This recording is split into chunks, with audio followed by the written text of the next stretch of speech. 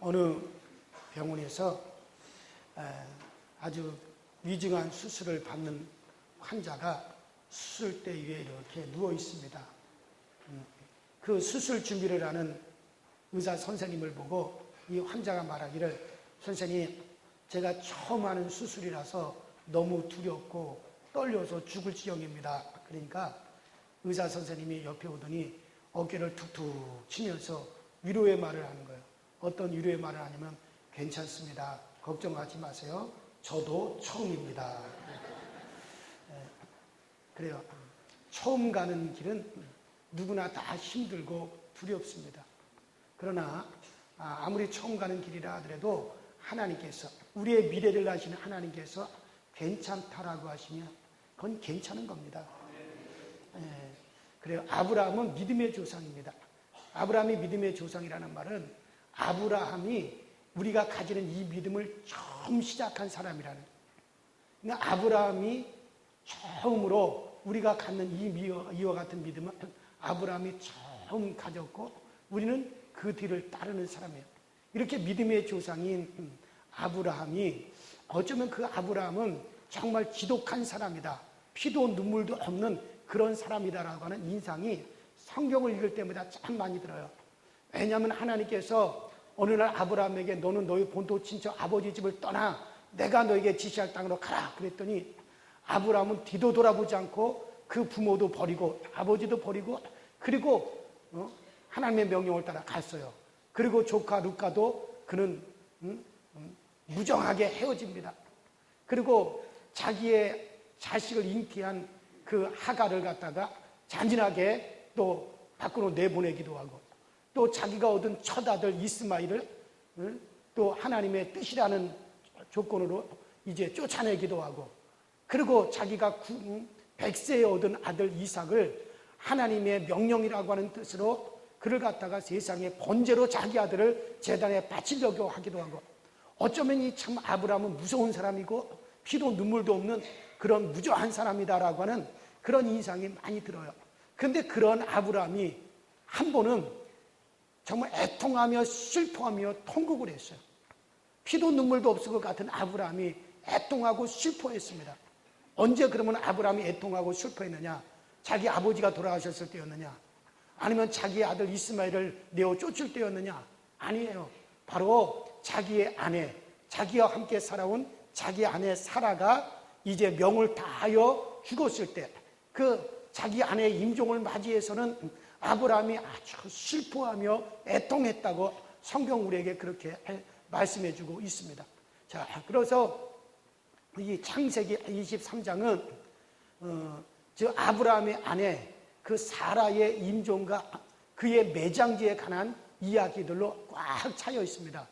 여러분들, 그 한 여자의 죽음과 그리고 그 여자의 매장지가 뭐가 그렇게 대단하고 중요하다고 세상의 성경 한 장을 전체에 그 이야기로 완전히 다, 성경 한 장이 다 그 이야기로 할애가 되어져 있습니다. 그렇다면 그 사라의 임종과 그 매장지에 대한 그 이야기가 얼마나 중요하길래 성경 한 장에 걸쳐서 다 그 이야기로만 쓰여져 있을까? 그 뭐 때문에 한 여자의 죽음과 매장지가 그렇게 중요할까? 아브라함의 아내라서 그럴까?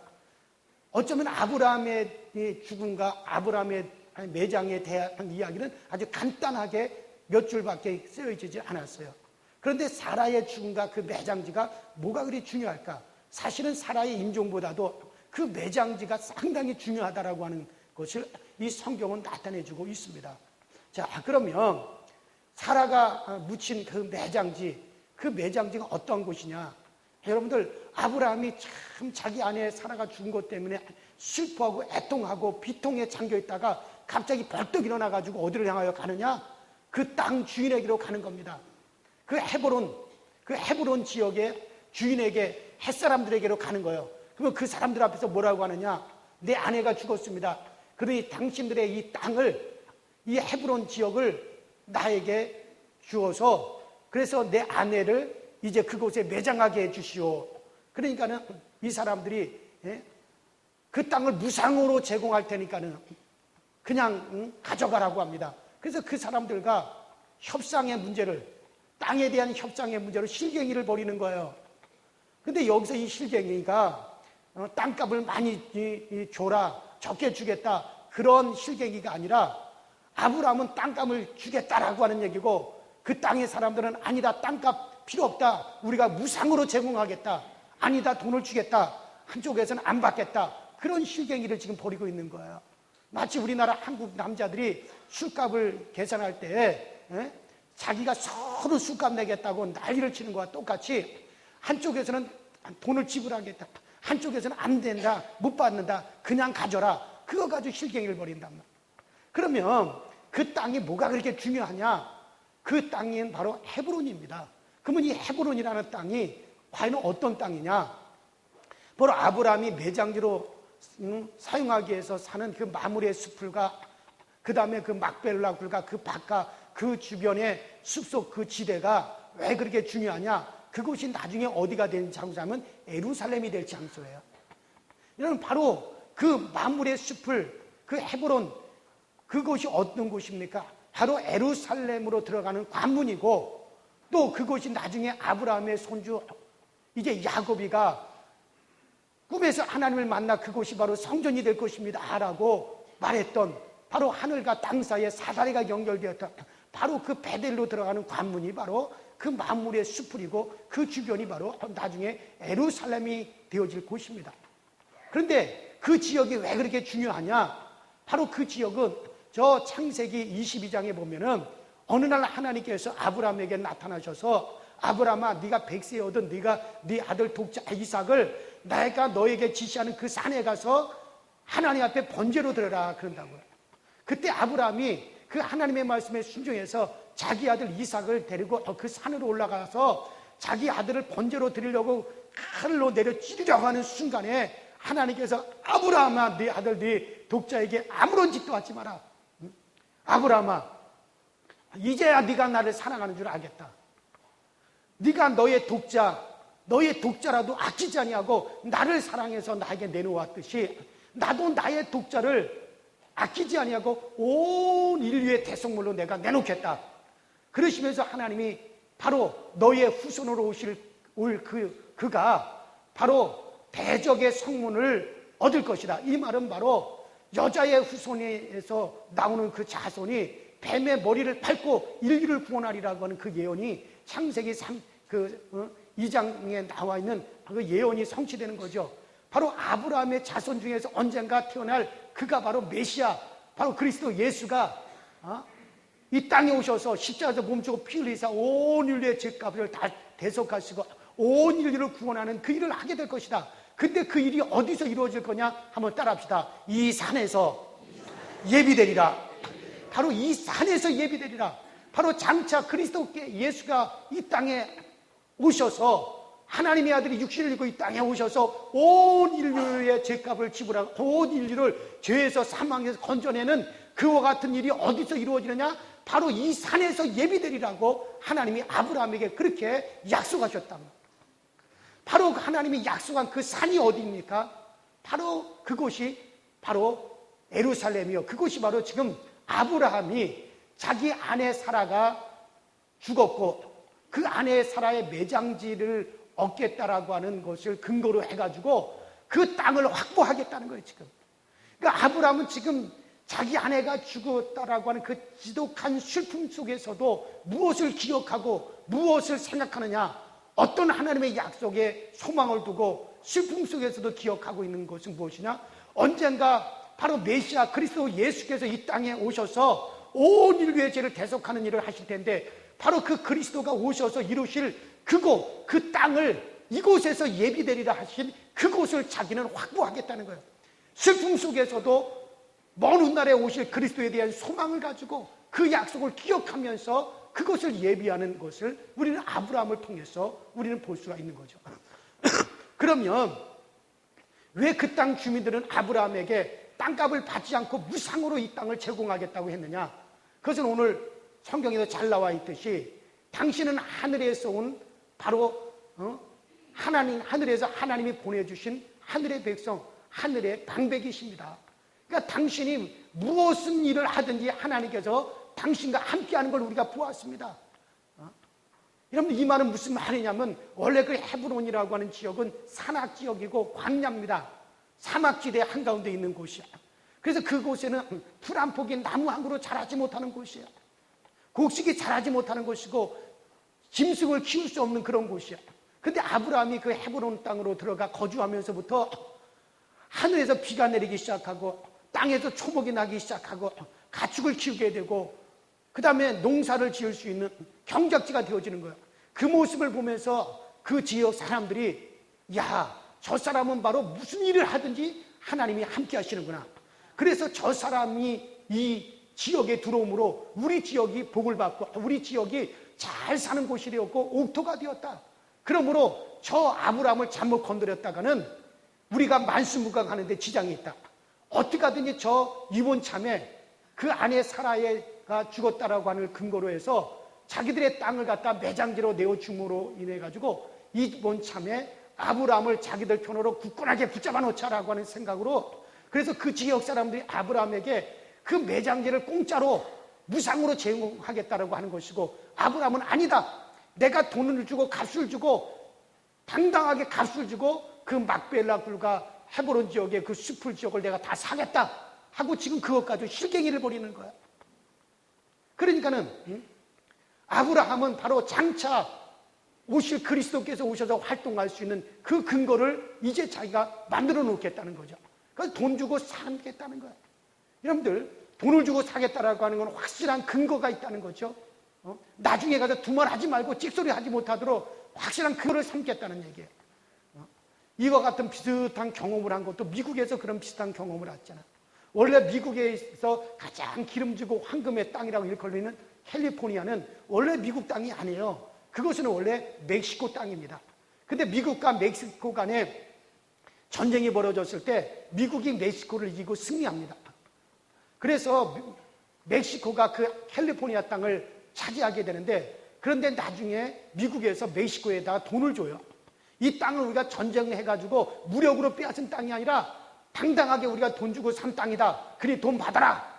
그래가지고 엉거주춤하게 멕시코에서 그 돈을 받아버렸어요. 그러는 바람에 나중에 찍소리하지 못한 거죠. 왜냐하면 돈 주고 돈을 받았기 때문에 이거는 우리가 무력으로 억지로 빼앗은 땅이 아니라는 거죠. 그래서 멕시코 사람들은 그 잘난 조상들 때문에 지금 그 기름진 캘리포니아를 미국에 넘겨주고 찍소리도 못하는 거야. 그리고 알래스카도 그렇잖아요. 알래스카도 원래 그것이 구소련 땅입니다. 그 알래스카가 땅이 엄청나게 커요. 우리나라 몇 배. 그렇게 큰 땅인데 그 땅이 얼음 땅이다.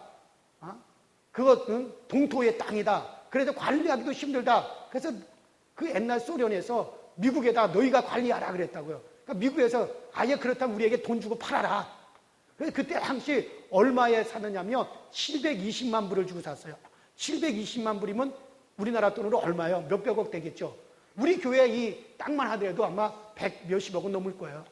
근데 알래스카라고 하는 그 어마어마한 땅을 갖다가 720억, 20불을 주고 720만 불을 주고 샀단 말이에요, 미국에서. 근데 그 땅이 얼마나 좋은 땅입니까? 여러분, 세계에서 가장 석유가, 기름이 가장 많이 매장되어 있어요. 그리고 지하 자원이 어마어마하게 많아요. 그 어느 해변에는 그 해변의 모래가 그냥 사금이 돼요. 금이 많이 나와요. 그거 얼마나 거기 자연 환경이 아름다운지 1년에도 수백만 명이 전 세계에서 관광지로 지금 그곳을 가고 수산물이 얼마나 많은지 몰라요. 그러니까 그 땅은 사실 얼음 위의 땅이 아니라 보배가 묻혀져 있는 땅이죠. 그러나 러시아에서 찍소리도 못하는 건 뭘 받았기 때문에? 돈을 받았기 때문에 찍소리도 못하는 거. 그냥 미국에 다 넘겨주고 미국은 그거로 인해 가지고 호황을 누리는 거죠.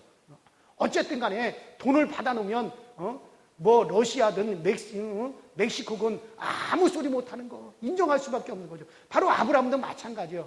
내가 돈을 안 받고 무상으로 그 땅을 받았다? 그럼 언젠가 그들이 그 땅을 내놓으라 할 수도 있다.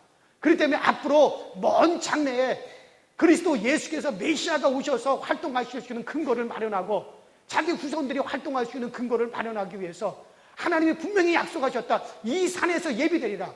언젠가는 그리스도께서 이 땅에 오실 것이고 그가 오면 이곳에서 온 인류의 죄값을 지불하기 위해서 십자가 못 박혀 죽으실 것이고 온 인류를 사망해서 건져내실 바로 그곳이 바로 이곳에서 예비되리라고 하시는 그 하나님의 약속을 소망을 담고 비록 자기 아내가 정말 100년을 함께 살아왔어요. 100년을. 그러니까는 그 사라가 죽었을 당시에 그 연수가 127세고 그때 당시 아브라함의 나이가 137세. 그때 아브라함이 낳은 이삭의 나이가 37세였어요. 그런데 아브라함이 30, 40세에 결혼했다 할지라도 100여 년을 함께 살아온 그 아내가 죽었어요. 그동안 함께 살아오면서 애굽에 내려가서 애굽 왕 바로 왕에게 빼앗길 위기를 빼앗긴 적도 있었고 또 바로 왕에게 빼앗겼을 뿐만 아니라 또 블레셋 왕인 아비멜렉에게 빼앗긴 적도 있었고 또 나이 90세에 아이를 낳는 그런 회개한 일을 경험하기도 하고 어쨌든 아브라함과 함께 살아온 세월이 100년이에요. 100년 동안 함께 살아온 그 아내가 이제 명을 다해서 죽었어요. 그렇게 해서 아브라함이 슬프고 또 아브라함이 그 슬프고 애통하는 그 슬픔 중에서도 아브라함은 뭘 기억하느냐? 바로 하나님께서 약속하신 그 약속의 말씀에 소망을 두고 먼 훗날에 오셔서 온 인류를 죄악에서 건져내고 사망 권세를 철폐하시고 온 인류를 구원하신 그 그리스도 예수를 바라보면서 이 산에서 예비되리라고 하는 그 말씀, 그 약속을 슬픔 중에서도 기억하고 그 근거지를 마련하기 위해서 그들과 나가서 협상을 하는 그 아브라함의 모습, 슬픔 속에서 기억하는. 그래서 여러분들 그 예루살렘 지역에는 이스라엘 백성들이 당당하게 요구하는 건 뭘 요구합니까? 이것은 우리 조상 아브라함이 지금으로부터 4,000년 전에 우리 조상 아브라함이 정식으로 돈을 주고 매입한 땅이다. 이 땅은 우리 땅이다. 여러분 이슬람 그 주변이 다 이슬람 지역이잖아요. 중동 사람들이. 근데 그 사람들도 성경을 가지고 있단 말이야. 이슬람도 성경 우리가 똑같은 그런 창세기를 다 가지고 있어요. 그러니까 거기에 분명히 아브라함이 돈을 주고 샀다라고 하는 그 근거가 있으니까 찍소리 못하는 거예요. 그리고 이스라엘 백성들이 그 땅을 차지하고 예루살렘을 갖다가 차지하고 수천 년이 지나고 난 다음에도 이건 우리 것이다라고 말을 하더라도 그것이 그들이 말을 할 수 없는 것이 뭐냐? 돈을 주고 샀다는 얘기죠. 그래서 그 땅에 아브라함이 누워 잠을 자고 사라가 누워 잠을 자고 그 아들 이삭과 그 부인이 누워서 잠을 자고 야곱이 와서 잠을 자고 또 요셉이 잠을 자고 그 후로 그 후손들이 계속 그 땅으로 몰려와서 그곳에서 잠드는 거예요. 이를 가리켜 이스라엘 백성은 뭐라고 합니까? 시온이즘이라고 얘기합니다. 시온산이라고 해요. 시온이즘이라고 합니다. 항상 그들이로 돌아와야 된다는 거죠. 왜? 이 땅은 메시아가 오실 장소고 그거를 위해서 우리 조상 아브라함이 사놓은 땅이라는 거예요. 그래서 그것에 희석 본능을 작용을 시키는 거죠. 바로 아브라함은 그러한 자기 아내가 임종한 그 슬픔 중에서도 메시아에 대한 그 약속을 기억하고 거기에 소망을 두고 그리고 그 약속을 실천해 나가는 그 모습을 아브라함을 통해서 우리는 배우는 겁니다. 여러분들에게도 슬픔 중에서도 여러분들이 소망을 두고 기억할 약속이 있느냐는 얘기예요. 슬픔 중에서도 내가 기억하고 소망을 두고 실천해 갈 그와 같은 하나님의 약속을 우리도 가지고 있느냐. 저는 제가 처음 목회를 시작한 곳이 저 경상북도 청도에서 처음 목회를 시작했어요. 정말 아무것도 없는 상황에서 이제 개척 목회를 시작을 했어요. 그때 목회가 참 힘이 들었는데 제 아내가 임신을 했어요. 너무 어렵고 힘들다 보니까 어느 날 제 아내가 유산을 했어요. 유산을 해서 제 아내도 놀라고 저도 놀라고 그래서 그 아이들 유산을 하고 그러고 난 다음에 저 경북대학병원에서 치료를 받는데 이게 계속 하혈을 하는 거예요. 제 아내가. 그러니까는 그래서 병원 의사한테 가서 진단을 받으니까는 보통 사람들의 피의 수치가 300에서 400 정도 돼야 되는데 예를 들어서 보통 사람의 피의 수치가 300에서 400이 돼야 되는데 그때 당시 제 아내의 피의 수치가 3000에서 4000 정도 된다는 거예요. 그렇기 때문에 피가 계속 피를 쏟아내기 때문에 이거 위험하다. 빨리 입원해가지고 수술하지 않으면 생명력이 독하다는 거예요. 빨리 입원하라는 거예요. 그래서 제 아내하고 이제 거기 경북대학병원에 입원을 해서 수술을 해야 되는 그런 상황에 놓여 있는데, 제가 가만히 생각을 해본 거야. 내가 목사인데 내가 앞으로 목회를 하면서 많은 사람들을, 많은 환자들을 위해서 내가 기도를 해줘야 되고 또 기도를 해야 되는데, 그러면 내가 지금 내 아내가 이와 같은 상황에 처해져 있고 의사로부터 치료를 받고 의학의 도움을 받아서 고침을 받고, 나는 의술을 통해서 고침을 받고, 내가 교인들이 병들어가지고 아파하는 교인들에게 하나님이 치료하십니다, 하나님이 역사하십니다, 하나님께서 치료해 주실 겁니다 하고 과연 당당하게 내가 기도를 해줄 수 있을까? 그때 당시 내 마음에 그런 마음이 드는 거예요. 하나님은 살아계시고 나 여호와는 치료하시는 하나님이라고 분명히 말씀하셨는데, 그러면 그 하나님이 살아계시는데, 그러면 살아계시는 그 하나님이 역사하셔서 이 병에서 고침을 받아야지. 내가 당당히 나중에 내가 평생 목회하면서 수많은 환자들을 위해서 내가 기도를 해줄 텐데 그때 내가 당당히 기도하지 않겠느냐, 그런 생각이 드는 거예요. 그래서 제 아내한테 제가 그렇게 얘기를 했어요. 여보, 하나님은 살아계시잖아. 하나님은 분명히 나는 치료하는 하나님이라고 말씀하셨잖아. 그렇다면 성경 마가복음 5장에 보니까는 12회를 혈류병으로 앓는 그 여인이 12년 동안 피를 쏟아내면서 빼싹 마르고 창백했던 그 여인이 예수님의 옷자락을만 내가 잡으면 내 병이 낫겠다라고 하는 믿음을 가지고 예수님의 옷자락을 잡았을 때 그게 그 여인이 그 혈류증이 딱 끊어지고 고침을 받았듯이 오늘도 우리 주님께서 역사하면은 그러면 낫지 않겠나? 그 제 아내한테 어떻게 할 거냐? 그랬더니 제 아내가 그래요. 그냥 집으로 가재요. 여러분에게 그렇게 하라는 건 아니에요. 이건 제 신앙의 간증을 얘기하는 거지. 그렇다고 제가 이렇게 얘기했다고 여러분들 다 병원에서 다 뛰쳐나와가지고 의사의 도움이 필요로 없다, 하나님이 고쳐주신다, 다 그렇게 하라는 얘기 아니에요.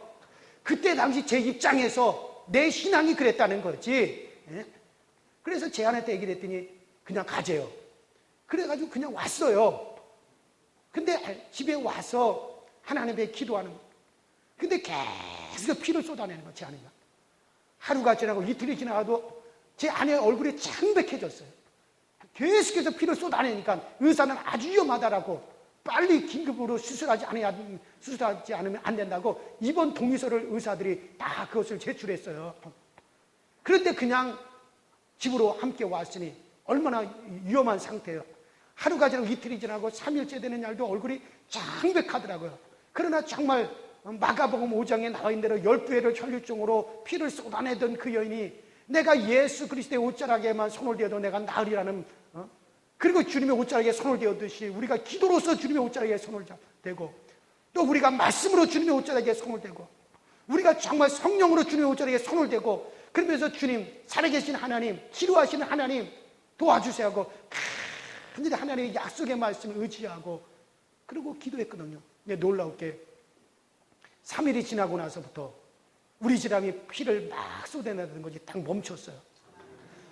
하루가 지나고 이틀이 지나고 3일이 지나고 4일이 지나고 일주일이 가더라도 더 이상 피가 나오질 않아요. 그래서 아침마다 제가 물어보는 건 당신 어때? 피가 계속해서 피가 흐르나? 그걸 계속 물어봤어요. 일주일이 지나도 괜찮은 거예요. 2주째 될 때 다시 경북대학병원을 찾아갔어요.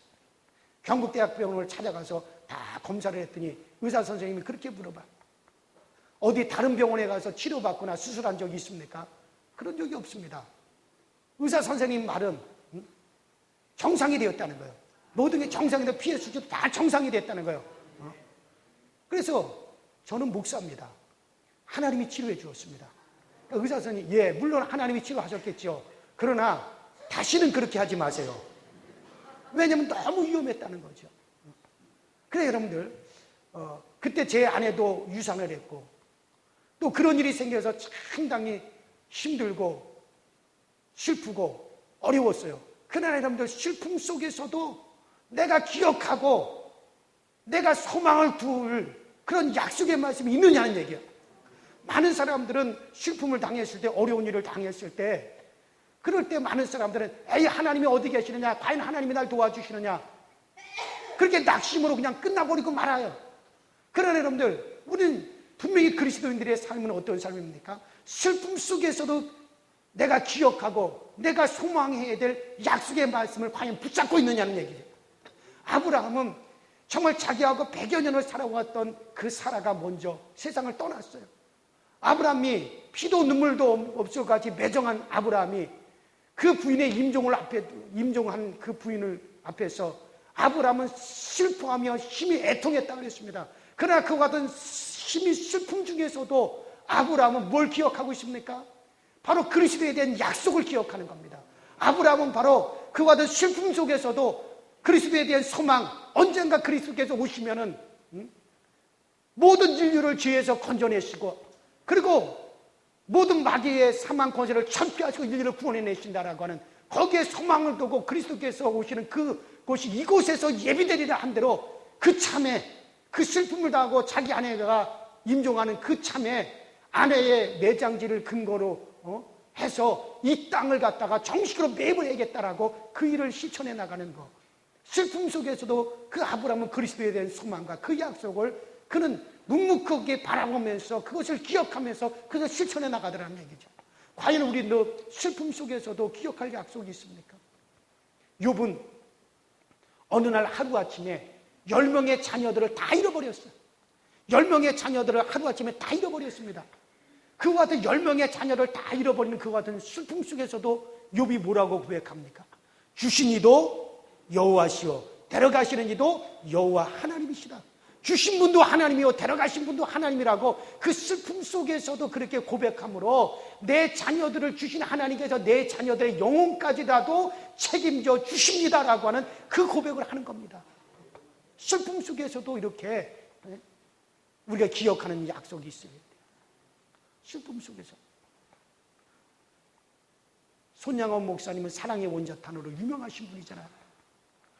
여순 사건 때 자기의 두 아들을 공산당 청년이 그 두 아들이 학교에서 전도한다라고 하는 이유로 때려 죽였어요.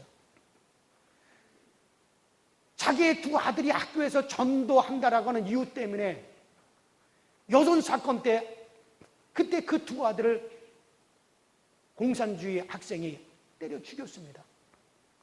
자기의 두 아들을 죽인 그 청년이 물론 사형 언도를 받았어요. 손양원 목사님이 그러나 그 아들을 살려주시오. 그 청년을, 자기의 두 아들을 죽인 그 청년을 살려달라고 가서 애원을 합니다. 나라에다가 애원을 합니다. 그 청년을 살려주면 자기의 양아들로 삼겠다는 거예요. 어떻게 자기의 두 아들을 죽인 그 사람을 자기의 양아들로 삼겠다는 겁니까? 결국 그렇게 해서 자기의 두 아들을 죽인 그 살인자 청년을 살려서 자기의 양아들로 삼았어요. 그 사람이 지금도 살아있어요. 여수에 가면 그 기념관 애양숙이 있잖아요.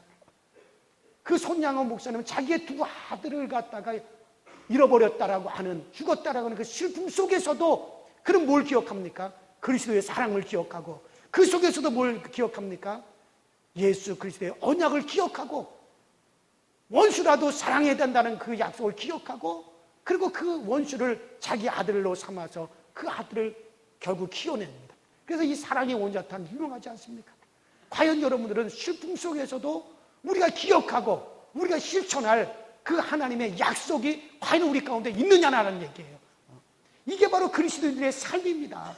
이것이 우리 그리스도인들이 실천할 삶이에요. 하나님은 바로 이 아브라함을 통해서 우리는 그와 같은 삶을 배워가는 겁니다. 사랑하는 여러분들, 이것이 우리의 그리스도인들의 삶이에요. 아브라함은 극한 슬픔 속에서도 자기가 기억하는 약속이 있었어요. 분명히 하나님께서 약속하신 메시아에 대한 그 약속, 그 메시아 그리스도께서 이 땅에 오시면 사망 권세를 철폐하고, 그리고 마귀에게 누워 죄로 멸망당할 인간들을 그 죄에서 건져낼 일을 하실 것이다. 바로 그것이 바로 이 산에서 예비되리라고 하는 그 약속의 말씀을 그는 기억하고 그것을 실천하기 위해서 그리스도께서 훗날에 오실 오셔서 활동할 그 터전을 확보하기 위해서 자기 안에 살아가 죽었다. 또 매장해야 된다라고 하는 그것을 근거로 해가지고 그 땅을 다 사들이고 그리고 그것을 자기 자손들을 위해서 오실 메시아를 위해서 예비하고 준비하는 그 모습을 통해서 여러분들 우리의 그리스도인의 삶이 바로 그런 삶입니다. 우리는 슬픔 속에서도 우리가 기억해야 될 그리스도의 약속, 우리가 기억해야 될 하나님의 그 약속, 우리가 슬픔 속에서도 소망을 가지고 실천해야 될 그와 같은 약속을 다 가질 수 있는 그런 튼튼한 믿음의 그리스도인들이 되시길 주의 이름으로 축원합니다.